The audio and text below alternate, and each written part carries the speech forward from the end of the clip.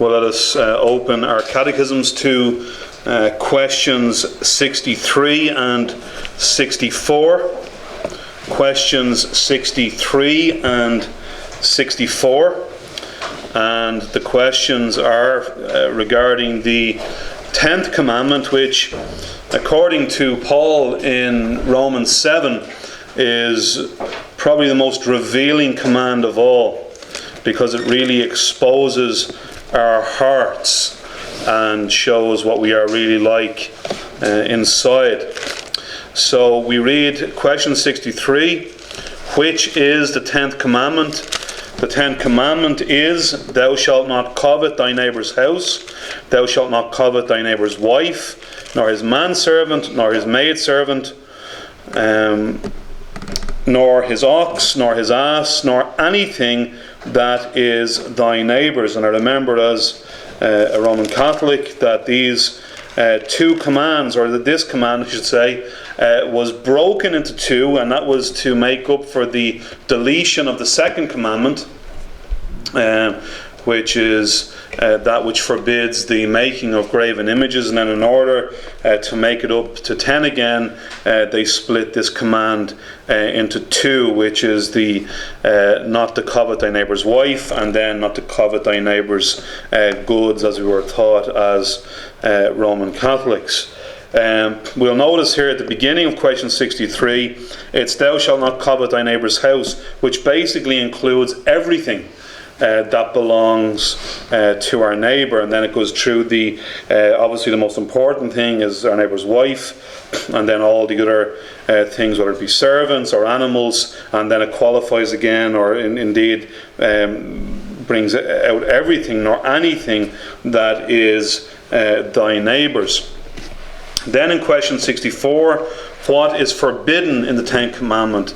The 10th commandment forbids all discontentment with our own estate, envying or grieving at the good of our neighbour, and all inordinate motions and affections to anything that is his. The beginning of the answer here, the 10th commandment forbids all discontentment. That really is the root of covetousness, isn't it? When I am discontented with what I have, it's a trait in children indeed. There's always this feeling of wanting more.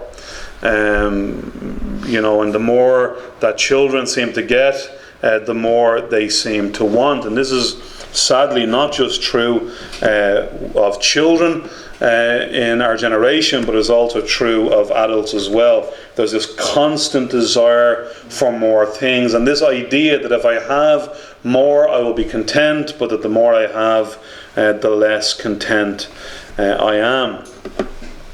We read in 1 Corinthians 10:10, neither murmur ye as some of them also murmured, that's the Jews in the wilderness, and were destroyed of the destroyer. And we also read in 1 Timothy 6, verses 6 to 11, but godliness with contentment is great gain. And that's a very helpful statement. Godliness with contentment is great gain. And then we have a very practical comment afterwards, for we brought nothing into this world, and it is certain that we can carry nothing out. And having food and raiment, let us be therewith content. But they that will be rich fall into temptation and a snare, and into many foolish and hurtful lusts, which drown men in destruction and perdition. For the love of money is the root of all evil, which while some coveted after, they have erred from the faith, and pierced themselves through with many sorrows. But thou, O man of God, flee these things, and follow after righteousness, godliness, faith, love, patience, meekness. Now, what's really bad about the generation in which we live is not only does this affect, this negative breaking of this command affect children and unbelieving adults as well, but it's even crept into the church. This idea that God wants us to have more things, and creating in the hearts of believers a desire for more, rather than doing what 1 Timothy 6 tells us, to be content with what we have. Paul says in Philippians that he has learned to be content in whatever situation he is in. So the 10th commandment forbids all discontentment with our own estate, with what we have. We are not to be discontented. Discontentment is the same as if we are unhappy with what God has given us, and therefore we are unhappy with God himself. Then the second clause in that answer, envying or grieving at the good of our neighbour. And again, we would apply this in a couple of different ways. First of all, envying is not like jealousy. Jealousy is being jealous over what you possess, and that can be a righteous thing. God is jealous over his glory, and so on. Envying is the unwarranted or the illegitimate desire to have something that belongs to somebody else. Again, it is covetousness, but it's that burning desire.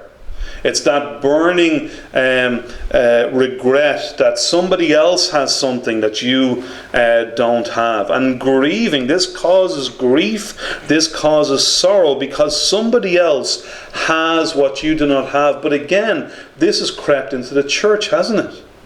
If I envy or am grieved at the spiritual qualities or gifts in another believer and wish I was the one that had those things and not he or she, then I am breaking the 10th commandment. And this is a subtle thing.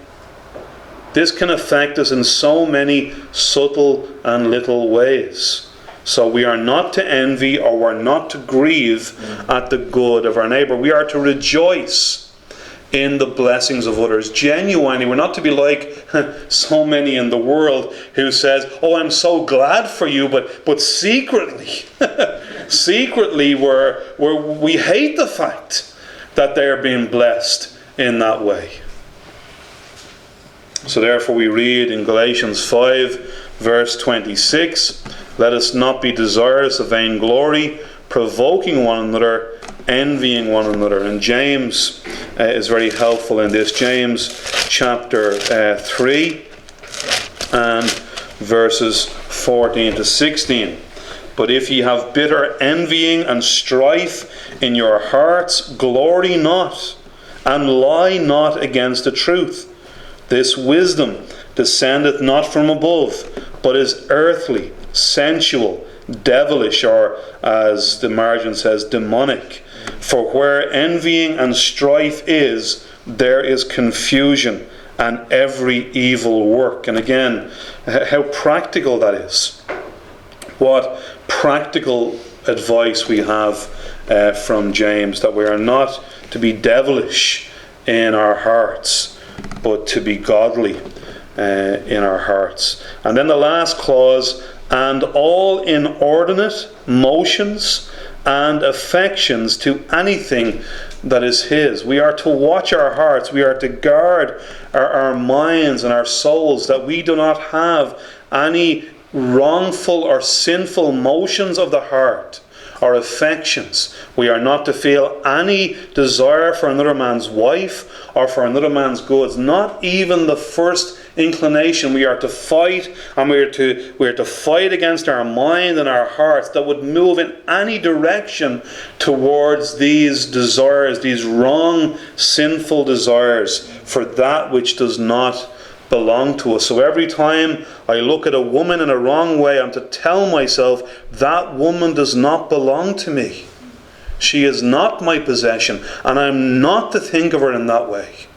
And even at whatever other objects that our eyes may fall upon, we're to remind ourselves, God has not given this thing to be my possession. Therefore, I am not to desire it. That does not mean we cannot pray to God that he would give us the things that he would desire to give us, but that we are to be content with what we have.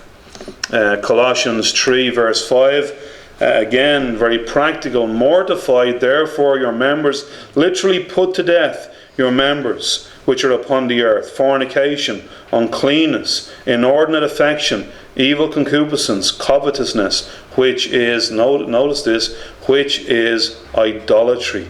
If I desire those things that God has not given me, I am committing idolatry. I'm worshipping that which is not God. So what is forbidden in the 10th commandment? The 10th commandment forbids all discontentment with our own estate, envying or grieving at the good of our neighbour, and all inordinate motions and affections to anything that is his.